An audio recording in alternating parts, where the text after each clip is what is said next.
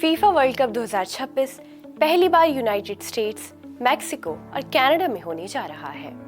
इस बार टूर्नामेंट में टोटल 48 टीमें हिस्सा लेंगी, जो इसे अब तक का सबसे बड़ा वर्ल्ड कप बनाएंगी। भले ही मुकाबलों की शुरुआत में अभी वक्त बाकी है, लेकिन टूर्नामेंट को लेकर एक्साइटमेंट अभी से देखने को मिल रही है। अब तक 28 देश सीधे वर्ल्ड कप के लिए क्वालिफाई कर चुके हैं।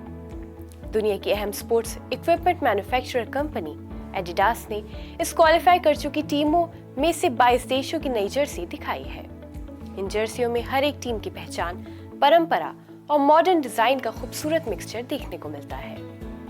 2026 वर्ल्ड कप 23वां एडिशन अगले साल 11 जून से 19 जुलाई तक खेला जाएगा। टूर्नामेंट का ड्रॉ 5 दिसंबर को वॉशिंगटन डीसी में क्वालिफाइंग मैचों के कंप्लीशन के बाद निकाला जाएगा। वहीं एडिडास ने कंफर्म किया है कि दर्शक 6 नवंबर से उनकी वेबसाइट पर 22 देशों की नई जर्सियां खरीद सकेंगे।